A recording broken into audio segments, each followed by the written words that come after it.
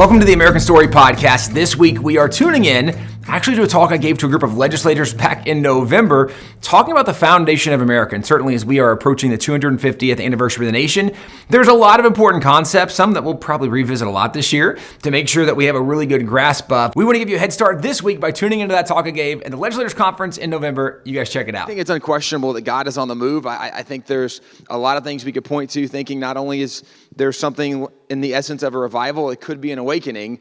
And I think what Brother Dave just encouraged and challenged, man, when Benjamin Franklin is like, it's kind of cool and all these people are singing these songs and hymns and you can't go anywhere, that's pretty encouraging. It's a great thought and challenge. I want to finish with tying some of these thoughts together. We've encouraged a lot of different ideas. You've heard from a lot of speakers. You've heard from some pastors. And as we get ready to celebrate, if we can put those, you guys are great. If we are looking at the 250th, one of the things that is very clear is as we are wanting to celebrate, and we should celebrate America, there will be a move, just like when the 1619 Project came out, there will be a move saying, wait a second, we can't celebrate? Do you know how many bad things America's done, et cetera, right? We at this point know the pushback in general. And so I want to give you some thoughts, some ammunition maybe to explain and tell the story of America, but also seeing the Christian connection. Big picture, the reason, one of many reasons America should be celebrated. As we are looking at our nation in general, for 250 years, there has been no nation where there's been more freedom, stability, or prosperity than in America. And it's not even close. Well, that seems like a really good deal. Well, how have we enjoyed that? One of the things that happened, there was a group of professors who wanted to do a research project, and they basically asked a very simple question. It is, what is the average length of a constitution in the history of the world? And they went through, there's about 6,000 years of recorded human history, approximately. It's between 5,000 and 6,000 years. But they went back and they said, okay, so for the history of the world, what is the average length of constitution? You actually can look this study up. It was done at the law school at the University of Chicago. And what they concluded for all the 1,000 years of human existence is the length of an average constitution in the history of the world is 17 to 19 years, depending on a couple factors. Right? But 17 years, on September 17th, we celebrated 239 years living under the same governing document. We are the longest lasting ongoing constitutional republic in the history of the world. That's a pretty big thing and worth celebrating. A few years before that, and again, I'm just giving you context as we should be celebrating the 250th. There's lots of reasons why. I just want to show you some of those evidences that you can utilize in conversations. One of the other things, if you back up a few years before this study, there was a group of professors, actually one professor led it, but he worked with other professors. Donald Lutz from the University of Houston, he wanted to know, and this was actually back in the 1970s and 1980s, because 1987 was the 200th anniversary. And so he said, leading into this, we want to go back and explore the Constitution lasting 200 years. Even back then, they knew that's kind of special. That's not normal. Why did the Constitution work so well? Where did the ideas come from that's made this document so successful? And so this was his idea for his research project. Again, he worked with many other professors in doing this. They wanted to go back and look at the founding fathers to explore where did these ideas come from. And what they decided they would do is to understand it. The premise was, if we know where the founding fathers got their ideas, then we'll know what influenced them to put things in the Constitution. And so they said, if we go back and let's say they picked a number, 15,000 representative writings. So we'll go through early state constitutions. We'll go through their written letters. We'll go through whatever we can find. Let's see from what the founding fathers wrote. Let's see if they quote people. Because if they quoted people, then we can make a list and we'll track and categorize in that list. And if we know who they quoted, then we'll see who really influenced them. This was their idea. So they went through 15,000 representative writings. In doing that, they found 3,154 quotes. And it's worth pointing out, they started this project in the 1970s for the build-up to 1987. Now, why in the world would you have to start in the 1970s to do research building up to 1987? Because for many of you, remember, research used to be a little different than it is today. right? Today, where you have incredible technology and just at your fingertips. In fact, with even AI right now, with ChatGPT and Grok, like it's incredible some of the resources out there. Well, back then, if you were reading a George Washington letter and you found something in quotation marks, and you're like, well, I wonder what he's quoting right now. What Donald Lutz and these professors and their grad students would do is they'd say, okay, well, let's just go to the library. Let's go to the section it sounds like this quote came from, right? Whether it's history or political or science or whatever it is, and everybody get a book. And let's just read until we find this quote. That is one of many things I am grateful for indoor plumbing, for electricity, right? But as a researcher, I'm just telling you, I am so grateful that we don't have to go read and catalog the whole library to find where these things came from anymore. But what they did in finding these 3,154 quotes, it took them 10 years to do this. As they put this together, their book came out. It was called The Origins of American Constitutionalism. And in this, they actually document where the ideas came from, and they actually go back to cite the people who the founding fathers quoted, and they do make a list. And this is a great resource to add to your repertoire for lots of reasons.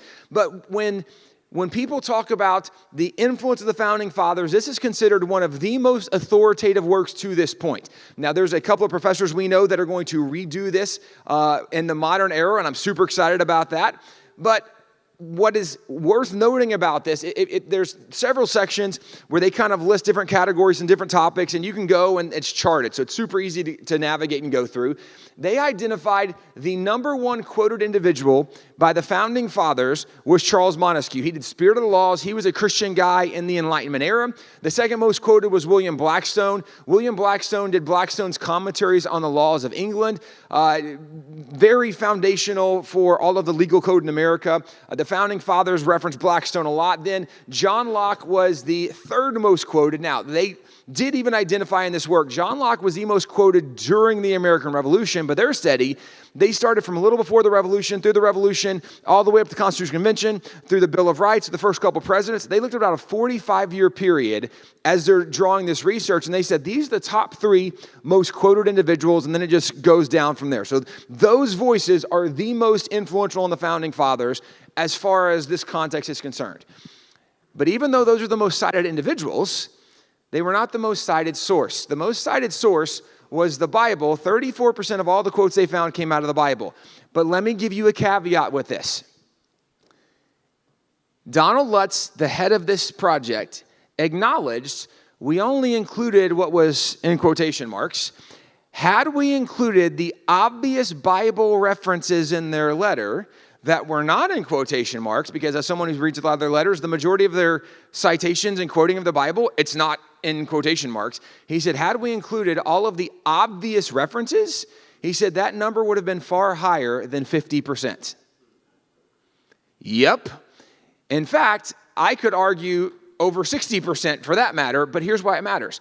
Because even in the parameters of the study, and you have to have parameters on the study, right, to be able to have some kind of scientific analysis that you're doing, even in those parameters, the most influential source on the Founding Fathers was the Bible. And again, 34% is the low end of what that reality is. But even there, that's 4 times more than second place. What they realized is the Bible was the most influential source in the Founding Fathers. And I know that as we have this conversation, I have the opportunity at times to go speak on different college campuses, and I love talking about some of the faith foundation of the nation. And most people, and this is not just unique on college campuses, most Americans, they would be very skeptical of the idea that the Founding Fathers were largely influenced by the Bible, because we have this idea the Founding Fathers were secular, they were atheists, agnostics, deists, they wanted separation of church and state. And what I would point out is you really can only come to that conclusion if you haven't studied the Founding Fathers very much. If you're not very familiar with them, and I say that with grace, because if you are of the position that you think they really weren't religious or they're atheist, agnostic, and deist, I would just say, I want to walk you through some details real quick. Because As an example, John Adams in 1813 wrote Thomas Jefferson, and if you remember some of the dynamic of their relationship during the Revolution, they're working together. They're on the Committee of Five when they draft the Declaration. And actually they're both diplomats together. They're both doing things through the Revolution, trying to find peace. At the end of the Revolution, they're actually both still doing diplomatic things. When George Washington is president, John Adams becomes the first vice president. Thomas Jefferson, Secretary of State. They work together. Then, after Washington's, at the end of Washington's presidency, they start having a falling out, which actually much of Washington's cabinet begins breaking up at the end of his second term for lots of political reasons, but probably the most significant one was there was a lot of fallout of kind of a federalism thought, and then of Great Britain and France were at war again, and whose side are we going to be on? And Washington's like, let's leave it all alone, right? Farewell is dress, don't get involved in foreign entanglements. There's a lot of conflict happening, and at this point, John Adams and Jefferson both run for the presidency to be the second president. As they run to be the second president, they are opponents, but the way it worked back then, and you guys probably remember this from history, you didn't used to run as a president-vice presidential ticket, right? Early on, whoever got the most votes was president. Whoever got the second most votes was vice president. And so literally, these are opponents who then become president and vice president, which even though I know it's a terrible idea, I kind of would like to have seen that happen in this last election. Because can you imagine Kamala Harris being the vice president? I would tune into that show every day. That would be so great, right? Now, Thomas Jefferson, way more competent, had a better heart for America. And so he actually didn't try to bring friction to the dynamic of Adams' presidency. However, they're very disagreed. At the end of Adams' first term, when he runs for re-election, Jefferson again runs for president. Jefferson beats him. And at that point, their divide is so great, they never talk again for over a decade. So one of the other founding fathers, his name was Benjamin Rush, he actually, I don't have time to tell the whole story, but he works this really tricky deal where he goes to both of them and is like, hey, you and, our friend Jefferson, our friend Adams, y'all are too important to the cause. We can't let the relationship end like this, right? We got to get you guys back together. In fact, I heard Adams tell me if you would send him a letter, he'd totally write you one back. To Adams, he's like, you know what? I was just with Jefferson. He said he really wanted to be friends, but he wanted you to make the first move. You'd write him a letter. Like, it's really funny. But he works it back together. And so when they start writing, they actually write a lot of letters at the end of their life back and forth to each other. And actually at this point, it's also worth noting that they both kind of became grumpy old men. Now, maybe also in a little fairness, like Jefferson had a very hard life. His wife died. Most of his kids died. His faith was very uncertain as he's navigating what's going on. And so he writes actually almost every critical thing Thomas Jefferson ever said about Bible doctrine or Christianity. He said in one of these letters to John Adams. John Adams write back, and sometimes he's like, I don't think that's right. Sometimes he's like, I agree with you on this point because those ministers are crazy. So both of them have some letters at the end of their life that are critical. Now, this is also worth noting. This is the end of their life. And at this point, this is what people point to, and they're like, see, that's what they believed. And I would say, well, that's certainly what they wrote then, but if you back up and read earlier letters, they wrote very different things early on. And by the way, neither one of them denied the Bible. Neither one of them denied that there was a God or Jesus was real, etc. But they did have some questions about doctrine. Both of them weren't sure if Jesus was truly divine, if he's truly the Son of God. So there were some significant things we could get into about their faith and whether or not they're Christians. That's an honest conversation you can have. But the point is, even with their criticisms, they never came to the point where they said, you know what, we don't want the Bible, we don't want God, we don't want Jesus in America. They were still very supportive of those ideas. They just had questions about doctrine or theology, which is a different conversation. But with that being said, people point today and they're like, yeah, but Jefferson wrote a letter where he said that reading through the epistles, the Apostle Paul, is like searching through a dunghill trying to find a diamond. He was not a fan of the Apostle Paul, Thomas Jefferson. Okay, he thought that guy's crazy. He said that. That's true. However, this was the end of his life. Nobody is like, I just went to the nursing home. You're not going to believe what Grandpa said. Yeah, when people get older, they just start saying stuff. right? In fairness, some of you know, like, there comes a point when you're like, my filter's broken, and I'm just going to tell you what I think, right? Like, that I'm done with this. Right. But again, part of why that matters is because there is some nuance even to understanding some of the dynamic of these guys. Now, with that being said, there's a letter from Jefferson, or from John Adams to Thomas Jefferson, 1813. It's one of the early letters when they're becoming friends again. And John Adams, in writing this letter, he is reflecting back. And John Adams says, look, I was at this college, and there were all these kids around, and I was watching, and it kind of reminded me of us. When we got together, it was nearly 40 years prior to this, when they first got together. He said, it reminded me of when we got together, and we were so divided on sentiments, and we had all these ideas, and we were trying to figure out where we could come together. And he talked about where for them they found common ground. And here's what he told Thomas Jefferson.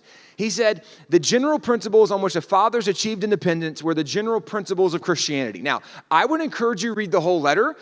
It is a long letter, several pages, but he actually goes on and says, what were the principles that united us? It wasn't the principles of the Anglicans or the Presbyterians, and he goes through all these lists. He said, no, it was the principles upon which we could all agree. And what were those principles? Those were the principles of Christianity. So he literally lays this out in several paragraphs, but the reason, again, it matters is today, if we're talking about John Adams saying that what unified the founding fathers, they found common ground, and where they found common ground were the principles of Christianity, those principles coming out of the Bible. Well, this is something that for modern culture seems a little unusual, but this was something actually accepted as a very well-known fact in earlier generations. In fact, there's a really great book. Alice Baldwin was a professor at Duke University.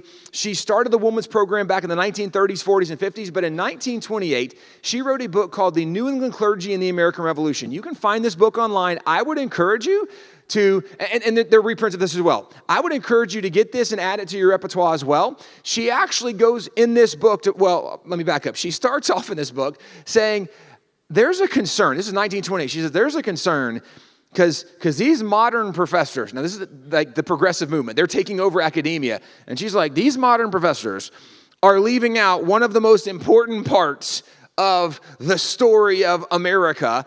And what was one of the most important parts? She says it's the influence of the pastors on the founding fathers.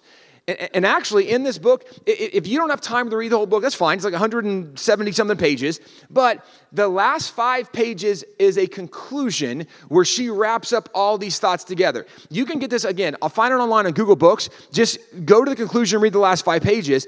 In the last 5 pages, one of the things she lays out, she says, when you look at the Declaration of Independence, and this is a quote, literal quote from her conclusion, she says, there is not a single clause in the Declaration which had not been first preached in American pulpits prior to 1763.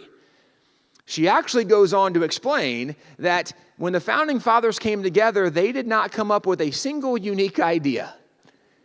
Instead, they repeated all the things they'd been learning from their pastors for several decades leading up into that moment. And remember, my dad talked about in the First Great Awakening, part of what made Awakenings different is they were preaching sermons that were so relevant to daily culture, what was going on. And this is what she points out, is like, this is what happened. Now, here's what's also worth getting the book for. Because at the end of the conclusion, she has appendixes. Guess what's in her appendix? The sermons that have all the clauses from the Declaration. She literally puts the receipts in it. And she's like, here's where this pastor, this sermon, this pastor, this, like, it's incredible. But why does that matter? Because when most people today look at the founding fathers, we often think, well, those were really secular guys, right? These are guys that didn't really believe in faith or God. Now, my dad walked through some of this already. I just want to remind you of a few of these thoughts, and then there's a lot more direction we're going to go. The very first time the founding fathers came together, right? September 6, 1774. The very first motion was to open with prayer. Now, remember, John Adams is the one who wrote Abigail about this. And John Adams says it was Thomas Cushing who made the very first motion. And when he made the motion, there was some debate because we weren't sure that we could all agree together. Then Sam Adams stood up and he said, he's no bigot. And as long as we choose a man who fears God and loves his nation, then that man can lead us in prayer. And he suggested the Reverend Jacob Duché. And actually, The painting you're looking at, September 6th was the first meeting.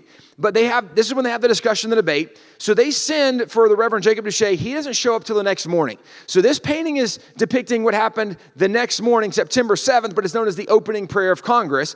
And the records of Congress, and by the way, the guys who were there all kept journals, including John Adams, and the records of Congress indicate that that opening prayer lasted for 2 hours. Now, I don't know how spiritual you feel, but I would sure like to know before I showed up at a 2-hour prayer meeting. I love Jesus a lot. I would just like to mentally prepare myself for 2 hours of prayer. Like, this is a big deal. And let's also point out, the men who were in that room were not chosen because of their spiritual prowess. They were chosen because of their political understanding and their voice. And they said, these are the ones we want to lead us in this political opposition, what's going on. And these guys show up. And I'm saying this again, this is not the most spiritual guys in America, but this is how much the tone was, that this opening prayer goes on for 2 hours. And actually, this is when they identified, they also had, they read from 4 chapters of the Bible. And what John Adams points out to Abigail, he says that they read from the Book of Common Prayer. The Book of Common Prayer was an Anglican prayer book written back in the 1600s, nearly 100 years before this, but it had assigned chapters to be read every day. So it's a Bible reading plan. So they read the ascribed chapters, and John Adams says, Abigail, it was as if God himself had ordained those passages to be read, or specifically one he pointed to. Now, I'm telling you all this. I would encourage you, you can go look up this letter. It's September 16, 1774. It's about a week after it happened. You can go read, and there's lots of these John and Abigail Adams I'm going to reference. So you can find them in the writings of John and Abigail Adams. But here's part of what he told Abigail. He said, Abigail, I must beg you to read that psalm, read the 35th Psalm to your friends, read it to your father. To remind you, Psalm 35 is one of the psalms that David wrote while King Saul was chasing him, right, trying to kill him. And David says, God, I've done nothing. And he seeks my destruction. Lord, you rise up, be my shield, my buckler, my strong right arm. On he goes for 28 verses. And this is what they read that morning. And here's what's cool. In the letter, John says, Abigail, you must remember that we had just gotten word that the British Navy had surrounded Boston Harbor and they were bombarding Boston Harbor. And so as we read this, it was as if God himself had ordained it to be read. Now, again, like, this is so cool because this is John Adams literally laying out. Not only did they pray, they read the Bible, and God spoke to them specifically from the Bible, and they were so encouraged from it. And this is why he says, I must beg you to read that psalm. And we want everybody to read it. Read it to your friends, read it to your father. He writes her another letter. And in this other letter, he tells her something else Congress did. He says, Abigail, we've appointed a continental fast. Millions will be upon their knees at once before their great creator, imploring his forgiveness and blessings, his smiles on American council and arms. Now, again, he's telling her one of the decisions and actions Congress took, and he says, we've appointed a day of prayer and fasting. And when he says this section, it's almost like I can see him like almost excited. Abigail, millions of people are going to be praying. This is incredible. Now, there's only about 3 million Americans at that time.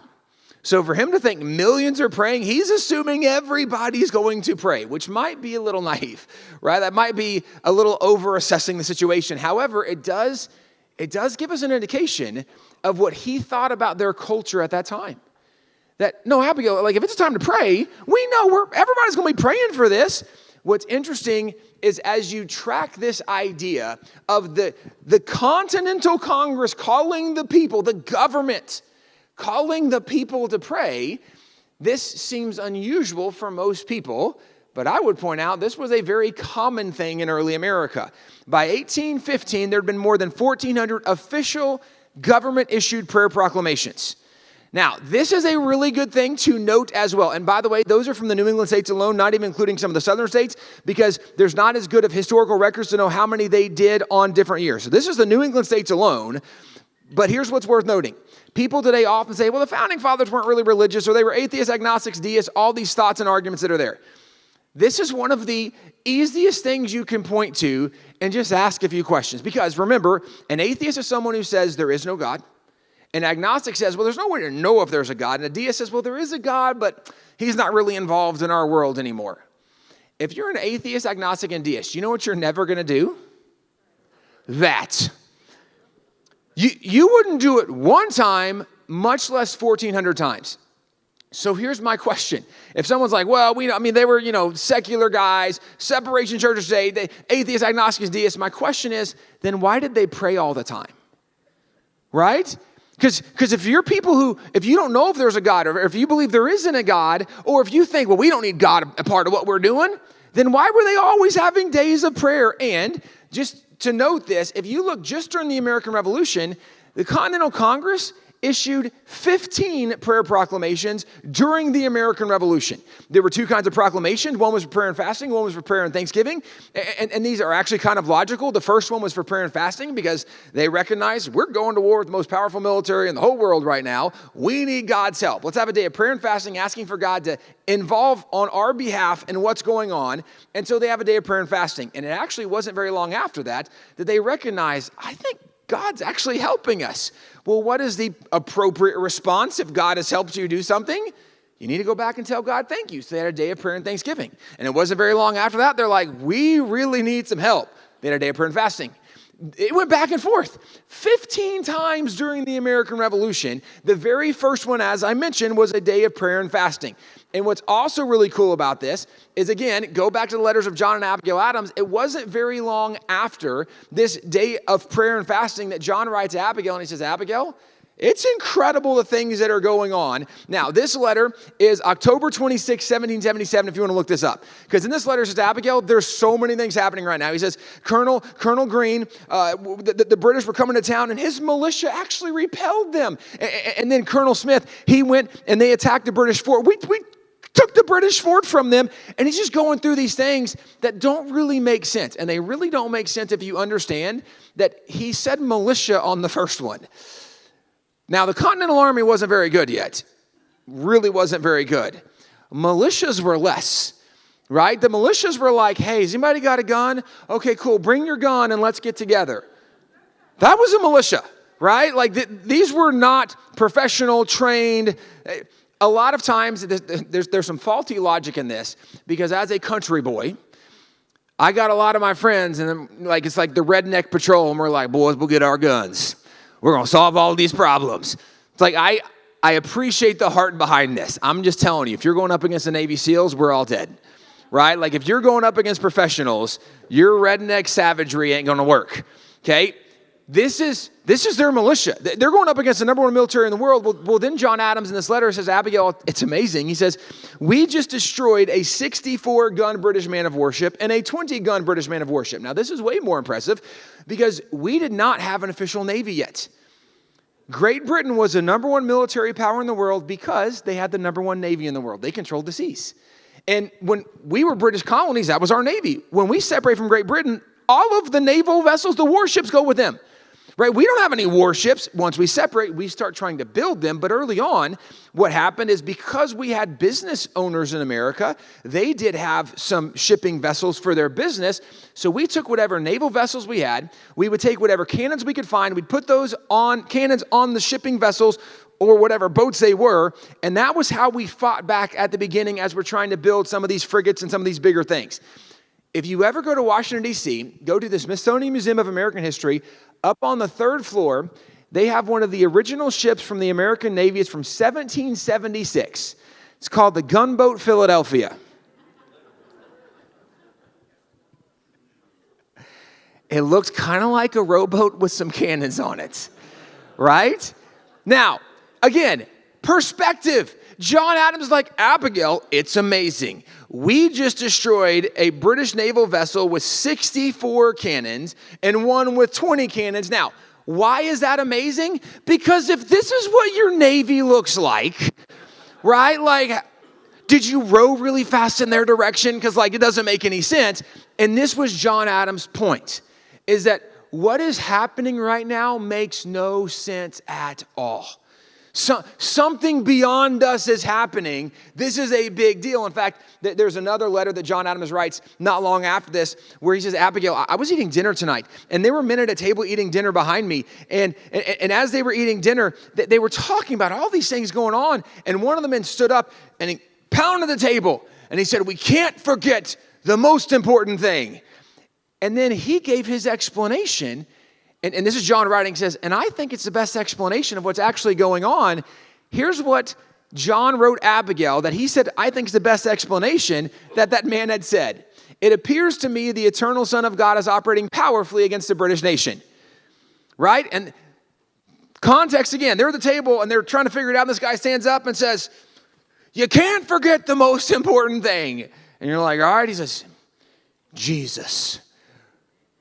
Because that's the eternal Son of God who was operating powerfully against the British nation. Now, let's also point out, when John Adams says Abigail, I think this is actually the best explanation for what's going on. That doesn't come from someone who thinks we don't need God in government. That came from someone who knew if God doesn't intervene, we will never succeed in what we're trying to do. Let me go further, because as the revolution goes on, George Washington, actually, if you read his writings, and you can even just get on like archive.gov, and you can go to the letters of George Washington, and it has just like the thousands upon thousands and tens of thousands, and you can do a keyword search, and you actually can put parameters around the years that you are searching. And in the American Revolution, look up the word providence from George Washington's writings. And see how many times he talks about God's providence directly intervening. And also, to give some clarity in this, one of the stupid arguments today is that if the founding fathers used words like providence, this is one of the ways we know they were deists. Because providence is an impersonal word for God, therefore they were deists. Now, that's dumb for lots of reasons. Let me give you two. Number one, the Geneva Bible was the Bible of the Reformation. The Geneva Bible is the Bible that influenced the Pilgrims when they come to America. The Geneva Bible is a Bible in America at that time. The Geneva Bible uses the word providence 144 times. So to suggest someone is a deist for quoting a word that was in a very prominent Bible at that time, and in that Bible 144 times, like that just seems crazy. Yeah, let me give you maybe even a better example. George Whitefield, most famous evangelist in the First Great Awakening, we have 3 of his original sermons in our collection.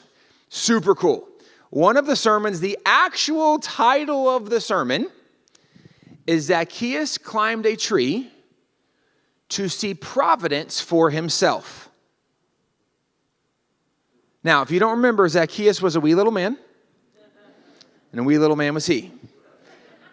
Climbed up in a sycamore tree for the Lord. Jesus!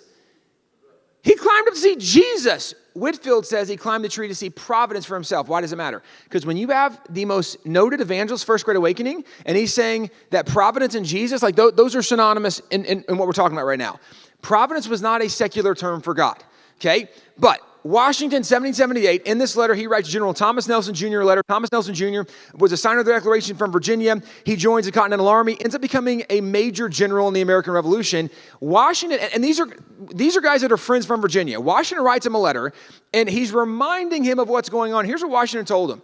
Washington said, the hand of providence has been so conspicuous in all this that he must be worse than an infidel that lacks faith and more than wicked that has not gratitude enough to acknowledge his obligations. Now, this is Washington saying God's hand up to this point. Now, this is 1778, so there are many miracles yet to come that we know in the Revolution, but up to this point, he says God's hands have been so obvious that if someone sees this and they're not acknowledging God's hand, they have to be worse than a non-believer, or they might just be wicked to not acknowledge what God's doing. But his next part is my favorite. He says, but it will be time enough for me to turn preacher when my present appointment ceases, and therefore I shall add no more on the doctrine of providence. When George Washington is like, guys, I've seen enough miracles, I could become a pastor. Like, that's literally what he says, right? He says, but for right now, I'm going to focus on being the general and try to win this war. This is how obvious God's hand was. That George Washington is like, I could become a pastor after all I've seen. Right. God's hand was obvious. When the revolution finally comes to an end, 1783, it's with the Peace Treaty of Paris. The Peace Treaty of Paris is signed by these 3 Americans. On the left is John Jay, the middle is John Adams, the right is Benjamin Franklin. The document they signed is still on display in Washington, D.C. It's in the State Department. It's on the 6th floor. It's called the John Quincy Adams State Drawing Room. On the left, you can see there are 4 signatures. The one with the blue ribbon, that's David Hartley. He was the British ambassador. Then below it, you have John Adams, Benjamin Franklin, John Jay. What is worth noting about this, not only that this document ended the American Revolution, it brought peace between us and Great Britain, and it really kind of formally established America as an independent nation. What is so significant is the title of this document. In the name of the most holy and undivided Trinity. When people tell us, no, the founding fathers weren't Christian, they weren't religious, let me just tell you, this is, first of all, the weirdest title for a peace treaty I've ever seen. But when you're saying we're doing this in the name of the Father and the Son and the Holy Spirit, who is the Trinity, right? That's what they're talking about. And this is what made America a free and independent nation? Now, let me also throw out that it seems like if this is the document that made America formally a nation, because now like we've peace with Great Britain, we're done, it seems like we would at least show this in one history book somewhere. It's in none. I am showing you things that are not historically debated. They're just not historically taught. Right? Very different thoughts. And part of why this matters is because, again, go back to what John Adams wrote Thomas Jefferson in 1813, and he said the general principles, like the way we pulled this off, it was the principles of Christianity. That's not a crazy thought if you actually know the story.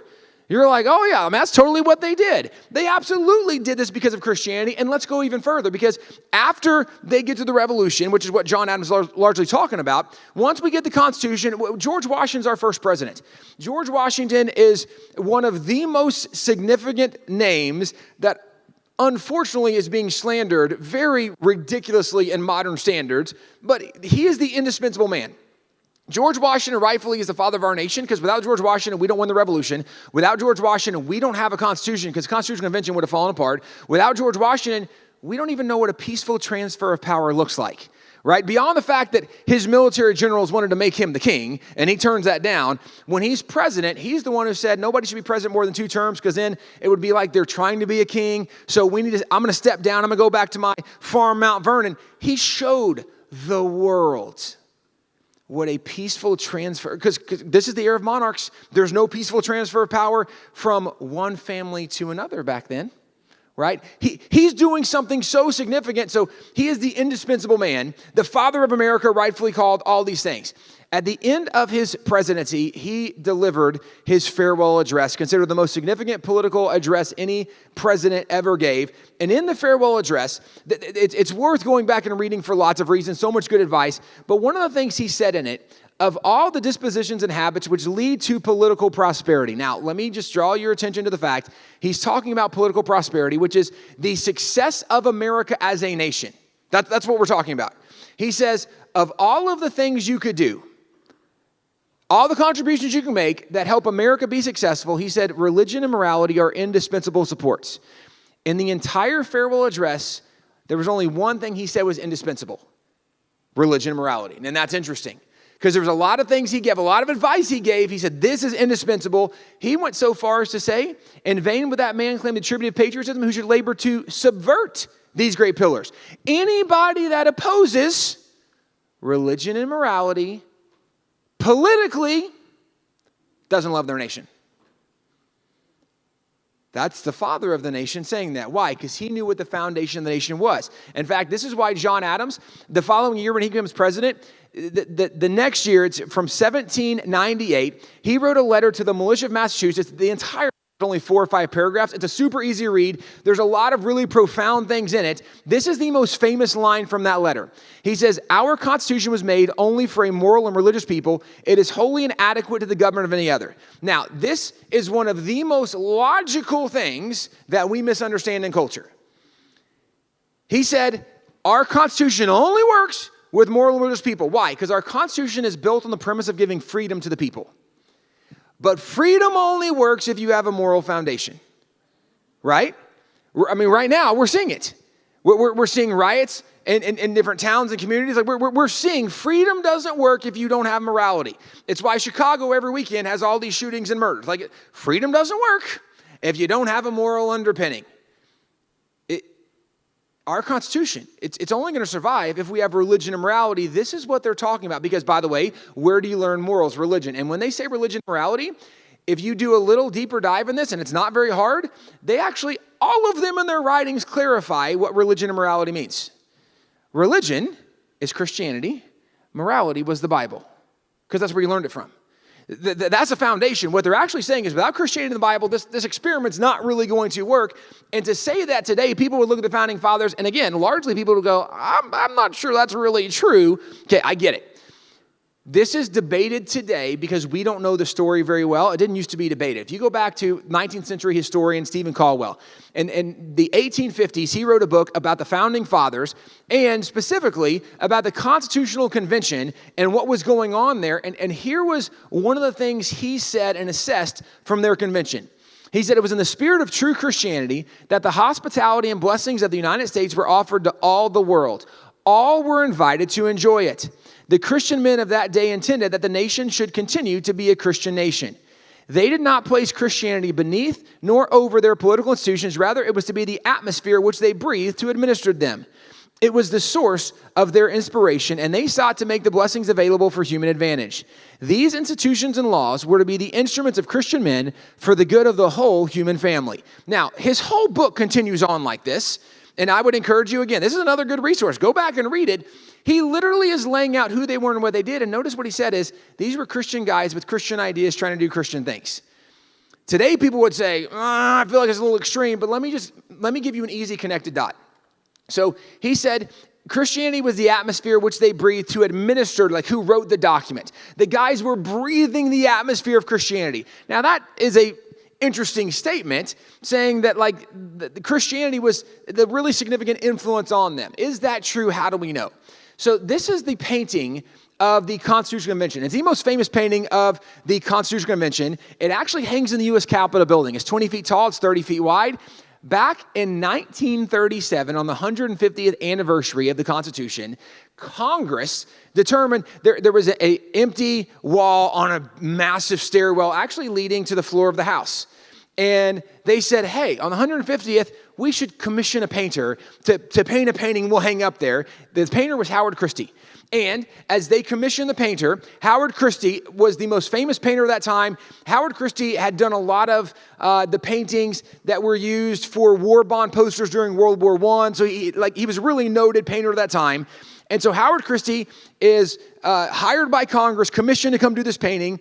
And Howard Christie said that he wanted to study the Founding Fathers a little bit before he did this because he wanted to try to represent them and who they were and their thoughts, their attitude, their tone in this painting to give it some life.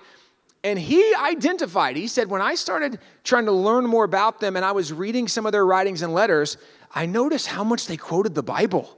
And not just quoted the Bible, I also noticed that when they spoke about the Bible, how valued the Bible was to them, how important the Bible was. And he said, I started thinking that if guys knew the Bible so well, they're quoting it all the time, and when they talk about the Bible, they spoke with such veneration and respect. He said, I just wondered, so I went and looked to see, is there a list of resources they had available as they're writing the Constitution? Like what do they have in the room? And he said, I couldn't find any list. Now, by the way, to this day, there's still no known list of what books and resources they had in the room as they're doing this. He says, but I thought people who treasured the Bible and quoted the Bible that much, they couldn't have had a meeting this important and not had a Bible with them. So I determined to put a Bible in the painting.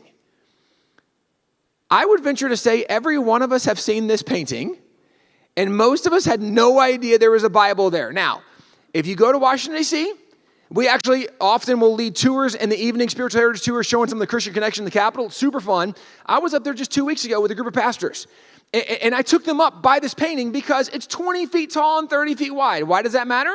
Because that is a really, really big Bible in that painting. Why does that matter? Because Howard Christie actually wrote words in that Bible. You actually can walk up and you can read what it's open to. It's open to Matthew 5, the Sermon on the Mount. The most significant book by the most significant faith figure, Jesus, giving the most significant sermon in the Bible at the Constitutional Convention. Now, again, he said, as I'm studying the Founding Fathers, I'm seeing them do this, and I think, well, the Bible's so important, it's got to be there. Now, I understand there are a lot of Christians that we deal with, and I say we because all of us in this room have to navigate this.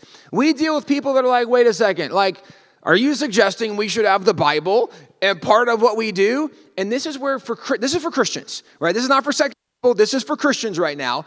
I would say for Christians, I want to remind them, when God creates the world, after God made man, God made several institutions, right? Obviously, God starts off making the family. We then know God gives orders to government, and then we know God makes the church.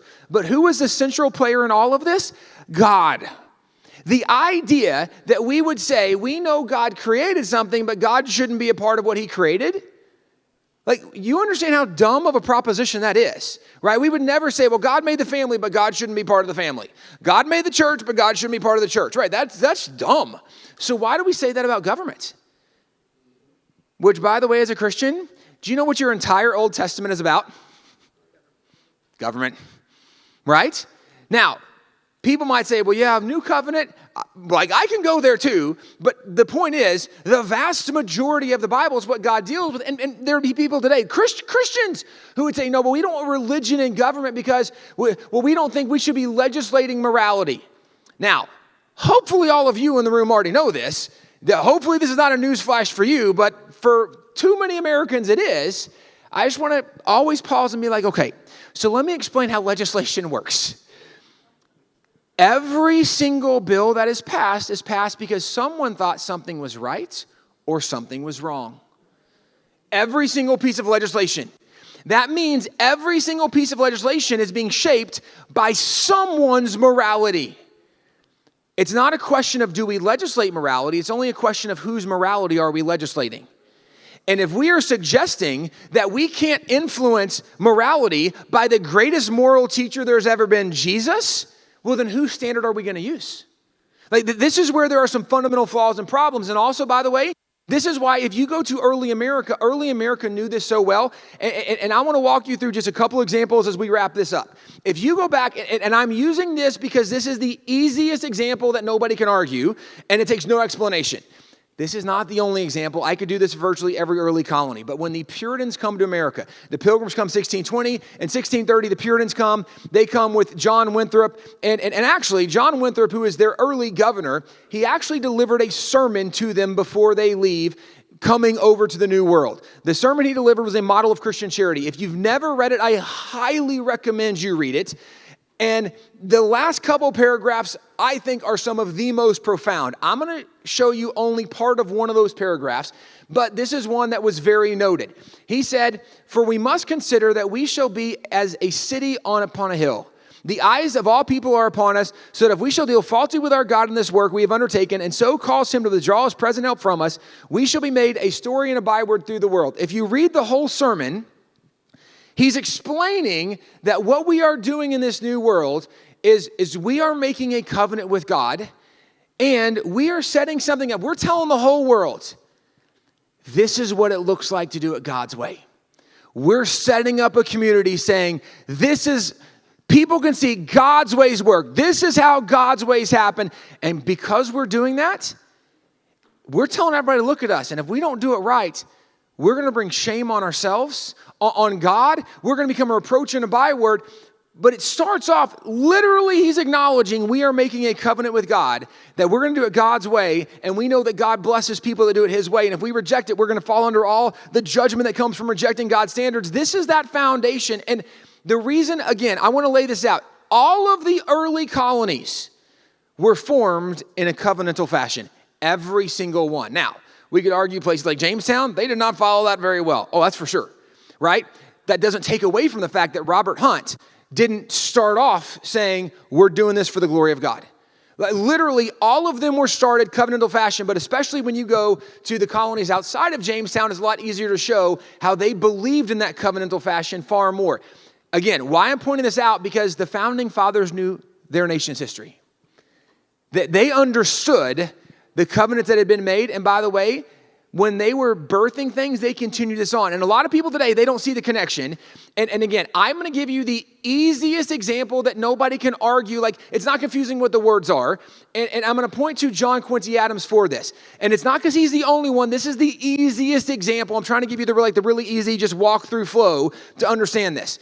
John Quincy Adams, he not only was a son of John Adams, he grew up during the American Revolution. He actually, at the age of 10, he is a diplomat with his father over in Paris. At the age of 14, he's a diplomat with a delegation over in Russia. Like, he grows up, his entire life, he serves in the government. Actually, he died in Congress. So literally from 10 years on, he's serving the federal government of America. He's not only a president, he was a congressman, he was a senator, he was an ambassador, he was the Secretary of State, like all of these incredible things. On the 63rd anniversary of the Declaration of Independence, he went up to Connecticut. He gave an anniversary speech, and I want to read you just a couple of lines from this. He starts off making a point, but asking some rhetorical questions. Here's what he said. Why is it that next to the birthday of the Savior of the world, your most joyous and most venerated festival returns on this day? Now, 4th of July. He's talking to a largely Christian audience, and he says, now, obviously Christmas is the big deal because we all celebrate Jesus. Why is 4th of July your most significant holiday after that? Now, for some of us believers, we might be like, I might put a couple others in there, like Resurrection Sunday, pretty big one for us Christians, right? Like, there might be a few other things I would throw in there, but just he's pointing out, why is it after the birth of Jesus that the 4th of July is the most important holiday for you? He says, is it not that in the chain of human events, the birthday of the nation is indissolubly linked with the birthday of the Savior? That it forms a leading event in the progress of the gospel dispensation? Is it not that the Declaration of Independence first organized the social compact on the foundation of the Redeemer's mission upon earth, that it laid the cornerstone of human government upon the first precepts of Christianity? None of the founding fathers thought they were creating a secular government. And this is what he's explaining. He said, we know what we were doing is we were walking forward with these Christian principles and ideals. That's what we were doing in this nation. The reason, by the way, part of this matters is because this is what Christians should do. They should promote God in every area of their life. And if God has led you to government, you should promote God where you are. This was the foundation of our nation. This is not a crazy thought or idea, by the way. People point out today and they're like, yeah, but not all the founding fathers believe that. Cool. So let's just take the least religious founding father, right? And I'm using that by today's definitions. If you actually study Franklin and the writings of Franklin, not like what people wrote about him. No, go back and read his writings. Franklin was far more religious than most Christians I know today. Okay? Now, Franklin questioned the divinity of Jesus. There were several founding fathers, several minority, like 5, that questioned the divinity of Jesus. Franklin says, I'm not sure if Jesus was truly the Son of God or if he's just the greatest prophet sent by God here to show us how to live. Franklin revered the teachings of Jesus, wasn't sure of the character and nature of Jesus. Now, because I believe when Jesus said, no man comes to the Father except through me, right? Like, you have to believe in Jesus to get to the Father. So I wouldn't argue Franklin's a Christian. However, thinking that he's anti-Christian, you've misunderstood a lot of things. And there's a lot of reasons I can point you to show that. But the idea in most people's minds is not only that Franklin was a deist, that Franklin was a secular deist.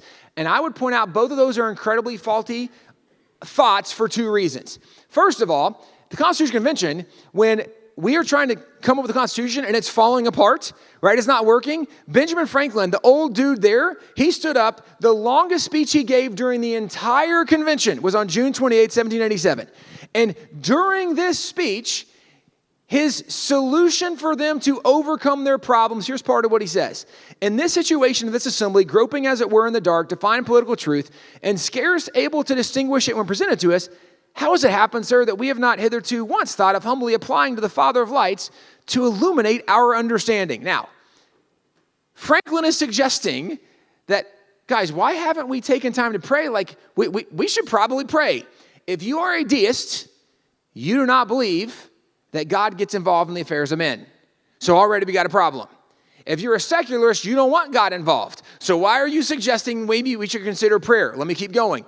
He said, in the beginning of the contest with Great Britain, when we were sensible of danger, we had daily prayer in this room for divine protection. Now again, I know this is familiar. I'm just walking you through a sequence, but let me just slow down for a second. There were 6 guys that signed the Declaration and the Constitution. The room they're in now, Franklin knows most of these guys, they weren't here back then. He's giving them a history lesson. He says, guys, I know you don't know this. During the Revolution, we were in this room and we prayed when? Every single day. So tell me again about the Founding Fathers being secular, about them being atheists, agnostics, deists. This is the least religious guy saying, guys, we used to pray every single day. Like this was normal for us. He said, our prayers were heard and they were graciously answered. Again, that's not a deist. Deists don't believe that God answers and gets involved in these kind of things. He continued, all of us engaged in the struggle must observe frequent instances of a superintending providence in our favor. And have we now forgotten this powerful friend? Or do we imagine we no longer need his assistance? I have lived, sir, a long time. And the longer I live, the more convincing proofs I see of this truth that God governs the affairs of men. If a sparrow cannot fall to the ground without his notice, is it probable that an empire can rise without his aid? We have been assured in the sacred writings that except the Lord build the house, they labor in vain that build it. I firmly believe this. And I also believe without his concurring aid, we shall succeed in this political building no better than the builders of Babel, and we shall become a reproach and a byword down to future ages. I therefore beg leave to move that henceforth prayers imploring the assistance of heaven and its blessing on our deliberation be held in this assembly every morning before we proceed to business. That's the least religious founding father. Okay? Let me give you one other connecting point in this. Professor Donald Lutz, who did the study, Origins of American Constitutionalism, who pointed out, had I included all of the obvious references to the scripture that were in their writings that weren't in quotation marks, the number would have been far higher than 34%. Yeah. I read you 14 sentences. He had 1 in quotation marks. Were there some other obvious Bible references? Yeah. The sparrow can't fall to the ground. The Tower of Babel. Like, literally, there's 14 verses he references in there, and one of them is in quotation marks. If you just study their writings, and it helps if you know the Bible, you would see how clear and obvious this is. Because why? What is one of the things he says? Unless the Lord build the house, they labor in vain that build it. This is the challenge I want to give to you, coming from the least religious founding father. As you are going back, everything that we are encouraging and we want to help in any way we can, everything that we're encouraging you to do, it can only be done if God's a part of it. And I know you know this, I'm just reminding you, because the task before you is too great. It is. Some of you in very red states, you're like, well, it's not too great in our state. I understand what you're saying. No, but I'm just saying, we're doing something bigger than this. And if your vision isn't bigger than what you can accomplish, you're not dreaming big enough. Because the whole nature of God is, and this is impossible. But with God, all things are possible. This is where, as we look at the nation, now, obviously, all the things I've given you, we can footnote, document, resource, all of it. We'd encourage you to get some of those resources available. But let me finish with 2 thoughts from the Bible. The first one, Proverbs 14:34, righteousness exalts a nation. Why does this matter? Because you have to understand better than anybody else. If we are trying to make America great again, what made her great in the first place is the foundation that has to be restored. The Bible tells us here's what makes a nation great: doing it God's way. That's what will give you freedom, stability, prosperity, doing it God's way. And you have to understand this, because if we're not understanding righteousness, then you're not going to go to the proper resource to find the right motivation for your legislation. If this is a hot take, I'm just going to throw this out there. I would suggest, as you're navigating legislation, you ought to be thinking about what Bible verse supports what I'm trying to do right now. Because I want to make sure what I'm promoting is going to reflect something godly so God can bless what we do. Then I would encourage the challenge of Nehemiah. Our name Wall Builders, we took from the Bible story of Nehemiah. And if you remember the story of Nehemiah, the walls have been torn down. And Nehemiah 2:17 is where he gives a challenge, where we get our name from, where he says, come, let us rebuild, that we will no longer be a disgrace. And so our call is, let's be wall builders. Let's rebuild this thing. And in the midst of it, I would remind you that Nehemiah had this much encouragement from his constituents. He had this much encouragement, right, from his faith leaders. Read the story. They're like, you can't do it. It's too big. It's too hard. It can't be done. Now, it's also interesting. He had one voice encourage him.